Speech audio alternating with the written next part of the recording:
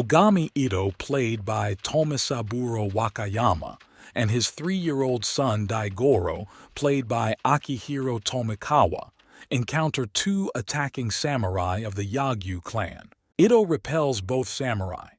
Another samurai before his death reminds that Ito cannot escape from the Yagyu clan.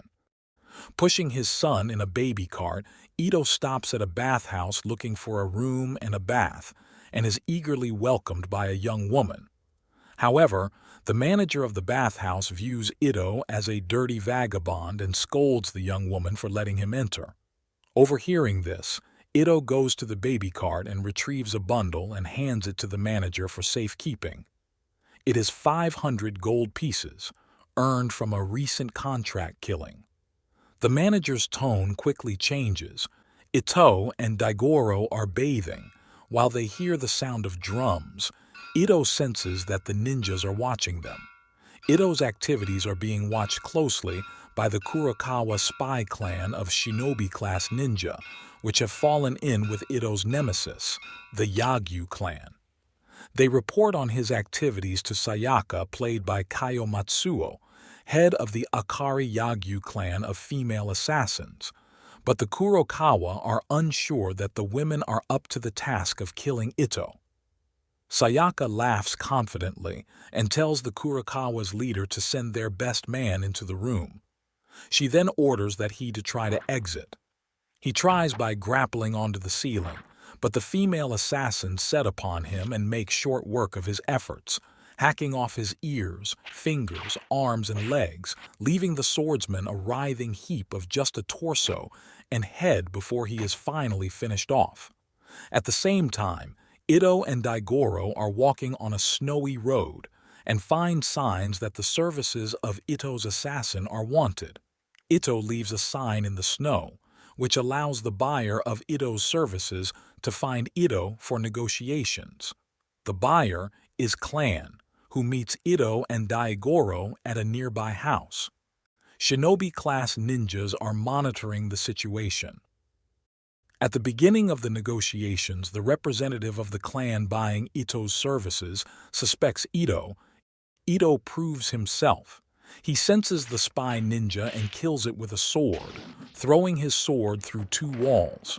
Ito is hired by a clan that specializes in making indigo dye and has a secret process. One of the clan plans to sell the secret to the shogun. Ito must kill him. The turncoat will be escorted by the 3 Hidari brothers, each a master of a deadly weapon, the iron claw, the flying mace, and a pair of armored gloves. As he travels to the job, Ito encounters 3 groups of female assassins. The first is disguised as an acrobat troupe that turns deadly as their gymnastic moves are combined with blades and turned against Ito. Next, he encounters a pair of women who, with blades on their straw hats, throw the blades at Ito.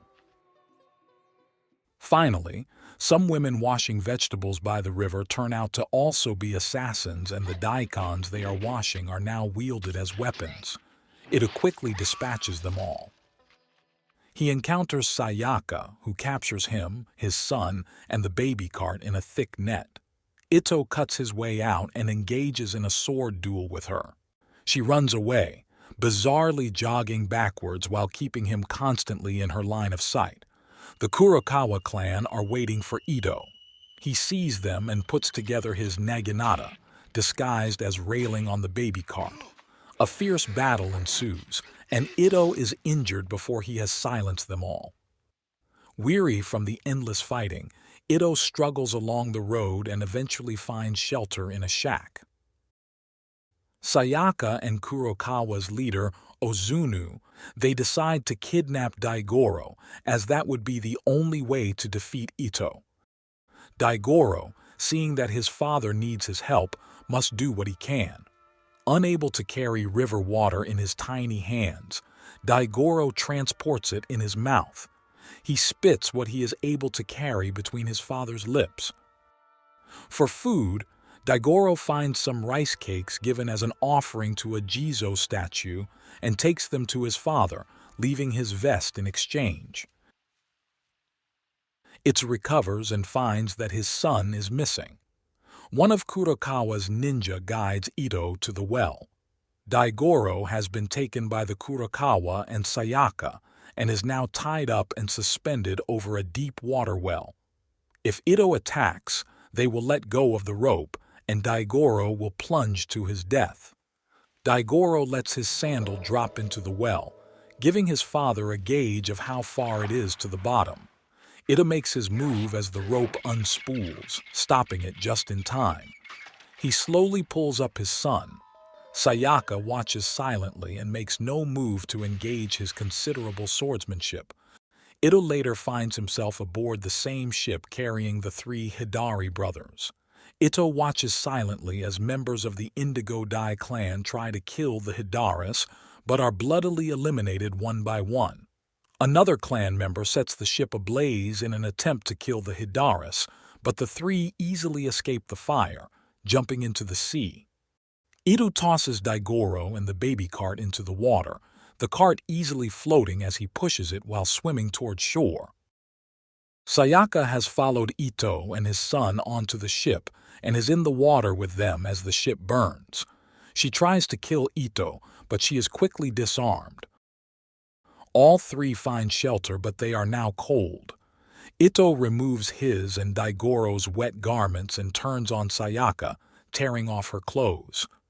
Ito is seeking to get her out of her own cold, wet clothing while clinging to her and Daigoro. "Three people are warmer than two," he unemotionally explains. She considers taking his sword and killing him, but the cozy, now warming scene with Daigoro sitting between them and playfully fondling her breast makes her abandon the plan. On a vast area of sand dunes, the Hidari brothers are at the head of a caravan of men carrying a palanquin with the turncoat indigo expert riding inside. The brother with the iron claw runs forward and thrusts his claw into the sand, which boils up with blood. There are men hiding in dunes as he digs his claw into the sand several more times. The rest of the hidden men emerge from the sand to fight, but the three brothers easily dispatch them all. Ito now awaits, alone, atop a large dune. Each brother is killed by him in a high-pressure spray of blood, with the last brother eliminated with a lethal strike along his throat, a cut that sprays arterial blood in a fine mist while making a sound like the howling of the wind. Ito approaches the palanquin holding the indigo expert and quickly finishes him before gathering up Daigoro and setting off again. They are now out of the desert and on a coastal trail, followed closely by Sayaka. Aware of her presence, Ito stops the cart, looking straight ahead while holding out his outstretched Dotanuki blade. Sayaka is holding a katana. Ito stands quietly still, waiting until he hears the sound of Sayaka dropping the blade. She realizes that she can never defeat the shogun's one-time master executioner.